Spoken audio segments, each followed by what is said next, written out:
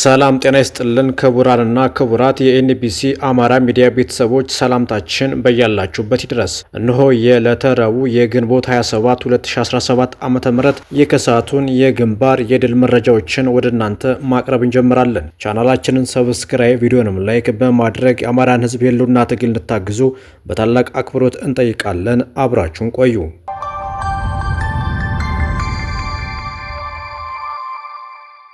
የምንታገለው ባርነትን ምርጫው ላደረገ ሳይሆን ማረሻ ይዞ ወጥቶ አስከሬኑ ለሚመለሰው ምስኪን ነው። ገበያ ወጥቶ ለሚቀረው አማራ፣ ለትምህርት በሄደበት ለሚታገት አማራ፣ ለሚንቋሸሸውና ክብሩን አጥቶ ለተጎሳቆለው ህዝባችን ነው ሲል አርበኛ ዝናቡ ልንገረው ገለጸ።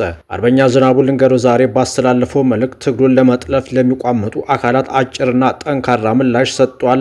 እንደሚከተለው እናቀርበዋለን። የእሻሻ ግቢ ለፍች ያስቸግራል እንዲሉ ውድ አማራውያን፣ የአማራ ህዝብ መዋቅራዊ ጥቃት ነው እየተፈጸመበት ስንል ለማጋነን አይደለም፣ እየሆነበት ስላለ እንጂ በመከራው ብዛትና መፈራረቅ ድርጅት ሲያቆም ሲያፈርስ፣ ትግል ሲጀምር ትግሉ ሲጠለፍ ለበርካታ ዓመታት ቆይቷል።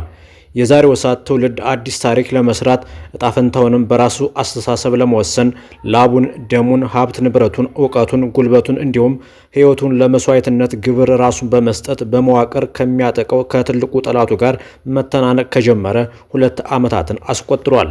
በዚህ ትግል ውስጥም በአራቱም የአማራ ክፍለ ሀገራት ዓለምን ያስገረመ ገድል ተፈጽሟል፣ እየፈጸመም ይገኛል። እንደ ህዝብ የህዝባችን ጠላት ማን እንደሆነ አውቀን እንደ ድርጅት የጋራ ዓላማ የጋራ መነሻና መዳረሻ አስምረን እየተፋለምን እዚህ ደረጃ ደርሰናል። ጠላት ማን ነው ካልን ጠላታችን የአማራን ህዝብ በቀጥታም ሆነ በተዘዋዋሪም እየገደለውና እያስገደለው ያለ ጠላት ማለት ነው። ገዳይ ጠላቱም አብይ አህመድ የሚመራው ብልጽግና ነው። አስገዳይ የምንላቸው ደግሞ የአማራን ህዝብ አሳልፎ ለጠላት ሰጠው አብሮ ለማጥፋት ከኦሮሞማው አገዛዝ ጋር ያልተቀደሰ ጋብቻ የፈጸሙት ባዲኖች ናቸው። ባዲኖች ስንል በአብይ ተገፋም ብለው የሸሹትንም ይጨምራል።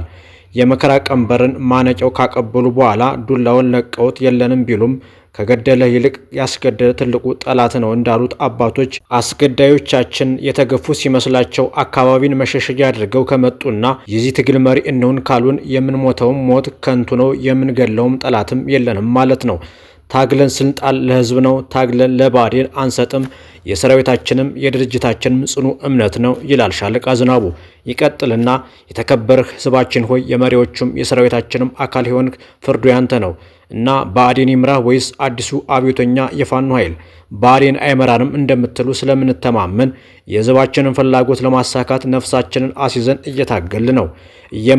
እየመጡ ነው ተብሎ የተጨፈረለት ለብአዴን እንዳልሆነም ስለምናውቅ በምንናገረውና በምንሰራው ስራ ሁሌም አናፍርም። እውነት የምትደምቀው በድሏ ቀን ብቻ ነው። መሪ ማለት ነገሮችን ቀድሞ የሚረዳ ከፊት ለፊት ያለን አቅጣጫ ቀያሽ አራያ ማለት ነው። መሪን ለመጠበቅ ህይወት ከጠየቀ ሁላችንም በየደረጃው ያለን ታጋዮች ህይወታችንን ለመስጠት አናቅማማም፣ ካጠፋ ለማስተማርና ለመምከር ጭምር። የአማራ እናት ዛሬ ማቅ የለበሰችው ትናንት ያሰቃያት ስርዓትና ልጇን የገደለባትን ጠላት ልታጸን አይደለም። የገደሉት ለፍርድ አደባባይ ቀርቦ ፍትህ ለማግኘት እንጂ። ትግሉ ከጭቆናና ከመከራ ራስን ማውጣት ነው። ገበየው ቢሞት ተተካ ባልቻ እንደሚለው አይደለም። ይሄ አባባል ለጀግኖች የሚገጠም ግጥም ነው። አሁን አብይ ወድቆ ተመስገን መጣ፣ አረጋ ቢወድቅ አገኘው መጣ ብለን አንገጥምም። ይህ ሀቅ ብዙዎችን በተለይ ተከፋዮችንና የብአዴንን ቅሬታ አካል እንደሚያስቆጣ እንረዳለን። ግን ስሜት ቢኖረውም ዋጥ አድርጋችሁ ቻሉት።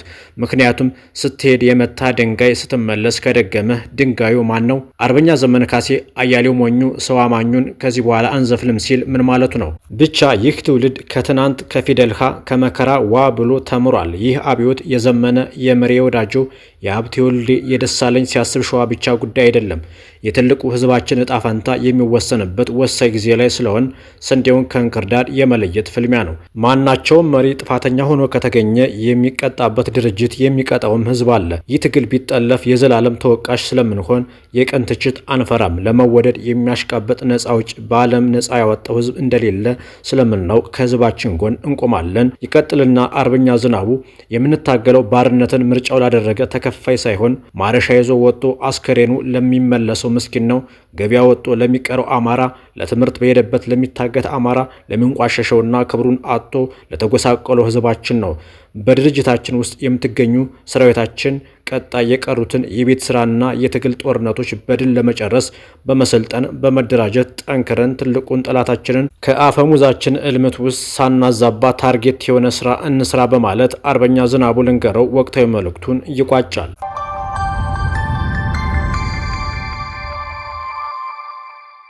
የአማራ ፋኖ ብሔራዊ ኃይል ሸዋ ቀጠና የአጼ ይኩኖ አምላክ ክፍለ ጦርና የ7 ለ7 ክፍለ ጦር በአገዛዙ ዙፋን አስጠባቂ ቡድን ላይ ድንቅ ኦፕሬሽን ፈጸሙ።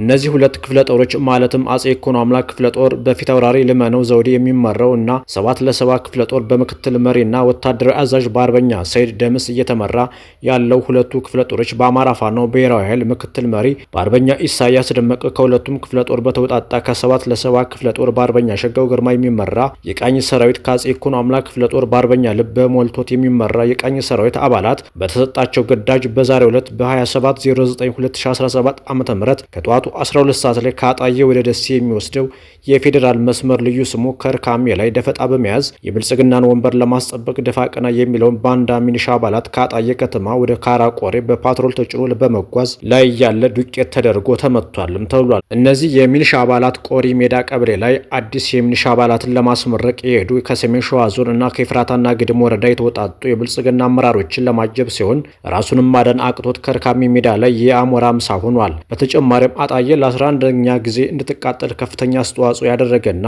የኦነግ ሸኔ አባል የሆነውን ሰይድ ኢብራሂም ወይም በቅጽል ስሙ ሊቀመንበር የተባለው ግለሰብ ተሸኝቷልም ተብሏል። በዚህ ኦፕሬሽን ሁለት ያገዛዙ ዙፋን ጠባቂ ሰራዊት አባላት እጅ ለመስጠት እጅ ወደ ላይ ሲያደርጉ ከኋላቸው የነበረው የጠላት ኃይል ሊመታቸው ሲተኩስ የፋኖ ሰራዊት ቀድሞ እርምጃ የወሰደባቸው ሲሆን እጅግ ብዙ ሞትና ቁስለኛ እያመላለሰም ይገኛል።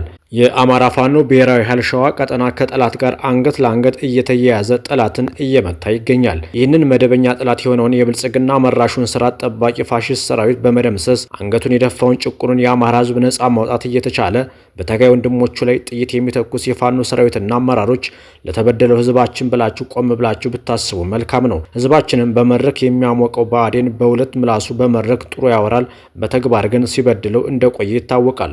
አሁንም አንድነትን በመድረክ በምትሰብኩበት አንደበታችሁ በተግባር ብታሳዩን ሕዝባችን ሰራዊታችንና ደጋፊዎቻችንን ከልብ እናስደስታቸው ነበር። ሆኖም ግን በወዳችሁ የወደቃቸውና በብልጽግና ወንጌል አምልኮ ውስጥ የተቀላቀላቸው የአማራ ባንዳ የመንግስት ምስለኔ አመራር ካቢኔና ሚኒሻ ከዚህ ኃላፊነት የጎደለው ድርጊታችሁ ብትቆጠቡና ወደ ሰፊው የአማራ ትግል ብትቀላቀሉ እያል ምክር አዘል መልእክታችንን እናስተላልፋለን በማለት የአፋባ ሸዋ ቀጠና የህዝብ ግንኙነት ክፍል ኃላፊ ገልጿል።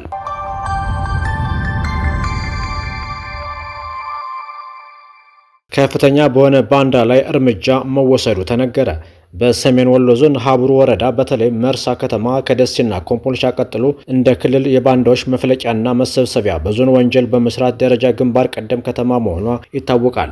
በዚህም የተነሳ መርሳ ከተማ አሳዳሪዎች የህዝብን ስቃይ ለማብዛት ህዝብን አጉል ፍረጃ በመፈረጅ ትራንስፖርት ከማገድ ጀምሮ በፋኖ ስም ያሰራቸውን ንጹሃንን በግፍ ቅርጥፍ አድርገው በመብላት ይታወቃሉ።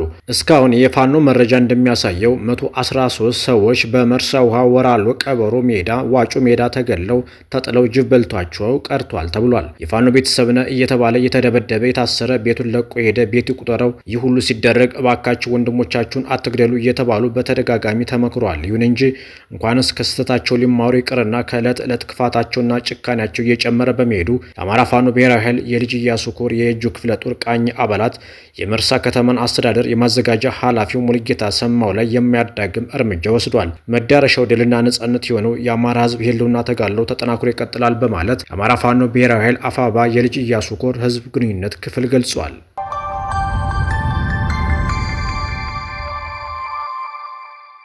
በጎንደርም ጠንካራ ውጊያ እየተደረገ መሆኑ ተገልጿል። የአማራ ፋኖ ብሔራዊ ኃይል ጎንደር ቀጠና አዲስ የተደራጀው ዳግማዊ ቴዎድሮስ 5ኛ ኮር በጎንደር ኮማንዶ በላይ የተሰኘ ንዑስ ልዩ ኦፕሬሽን መጀመሩን ቃል አቀባዩ ተናግረዋል። የዘመቻ ቋራ ቃል ኪዳን አካል የሆነ ንዑስ ልዩ ኦፕሬሽን እየተደረገባቸው የሚገኙት በበርካታ ግንባር ሲሆን የአፋባ ጎንደር ቀጠና ዳግማዊ ቴዎድሮስ 5ኛ ኮር የጎንደር የበጋሻው ክፍለ ጦር የጎንደር ብርጌድ የቃኘው ብርጌድ እና የአጼ ፋሲለደስ ብርጌዶች በጥምረት ጎንደር ከተማ ምስራቃዊ አቅጣጫ ዘልቆ በመግባት ከንጋቱ 11 ሰዓት ጀምሮ ብርቱ ውጊያ በማድረግ የጠላትን ምሽግ እየሰበሩ እየገሰገሱ ነው ተብሏል። መረጃው እስከደረሰበት ሰዓት ጠላት ሰብአዊና ቁሳዊ ኪሳራ የደረሰበት ሲሆን በከተማው በጥብቅ ጥበቃ ስር የሚገኘው የአገዛዙ ሹመኛ እየራደ ይገኛል።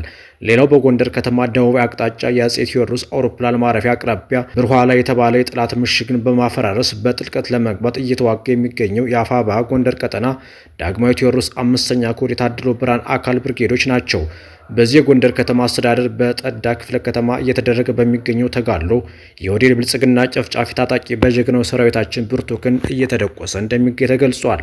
በተመሳሳይ በጎንደር ዙሪያ ወረዳ አዳሩን ማክሰኝት ከተማን ጠላትን ደምስሰው ሰብሮ በመቆጣጠር የወረዳውን ፖሊስ ጣቢያ በመስበር ከ7 በላይ የግፍ እስረኞችን ማስለቀቃቸውን የአፋብኃ ጎንደር ቀጠና ዳግማዊ ቴዎድሮስ 5ኛ ኮር የጥቁር አንበሳ ክፍለ ጦር ገልጿል። አሁንም ከተማውን በመቆጣጠር ቀሪ ተልዕኮችን በመፈጸም ላይ የሚገኝ ሲሆን ከጎንደር ከተማ 40 ኪሎ ሜትር ርቀት የተወሰደ ስኬታማ ኦፕሬሽን ነው ተብሏል። የንስር በለሳ ቅጣው እጅጉ ክፍለ ጦር አሃድም እየተሳተፈ ይገኛል። በተጨማሪም የዳግማዊ ቴዎድሮስ 5ኛ ኮር የመብረቅና የሻለቃ ፋናይ ውቤ ክፍለ ጦሮች በደቡብ ጎንደር ዞን የሊቦ ከምከም ወረዳ አዲስ ዘመን ከተማ ዘልቀው በመግባት በከተማው የመሸገውን ወራሪ አራዊት ሰራዊት እየገረፉት እንደሆነም ተገልጿል። በሁሉም ግንባሮች ውጊያው ተፋፍሞ የቀጠለ ሲሆን እየተደረጉ የሚገኙት ኦፕሬሽኖች ከጎንደር ባህር ዳር ዋና አውራ ጎዳና የሚገኙ ከተሞች ላይ የሚደረጉ በመሆናቸው ህብረተሰቡ በከተሞችና ጥቁር አስፓልት መንገዶች ጥንቃቄ እንዲያደርግም መልእክት ተላልፏል። አገዛዙ በጎንደር ከተማ ያሰባቸውን የፖለቲካ ሻጥሮች፣ አስገዳጅ ሰልፎችና የአደባባይ ትርኢቶች የማያቆም ከሆነ ህዝባችን ከእንግልት ለመታደግ ሲባል በየትኛውም ቦታና ሰዓት አስፈላጊውን እርምጃ አጠናክረ የምንቀጥል ይሆናል በማለት ቃል አቀባዩ አርበኛ ዮሐንስ ንጉሱ ገልጸዋል።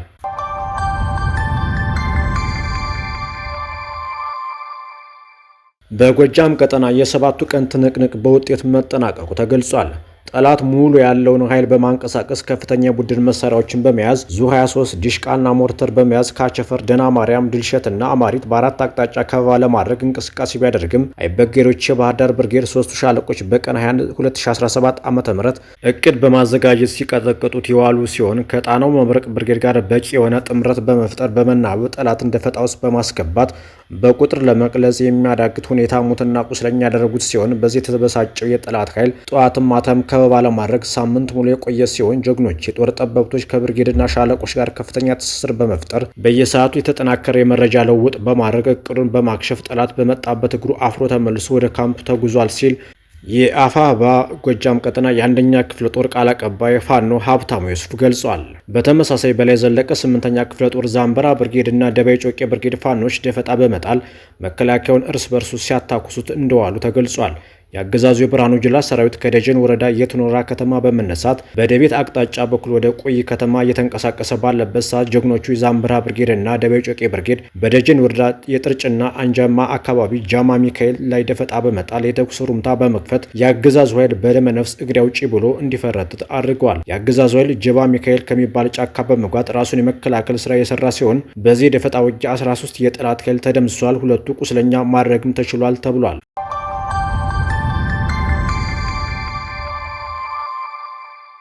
ክቡራንና ክቡራት አድማጭ ተመልካቾቻችን ለሰዓቱ የነበረን የዜና ወጃ ይህንን ይመስል ነበር። ጤና ይስጥልን።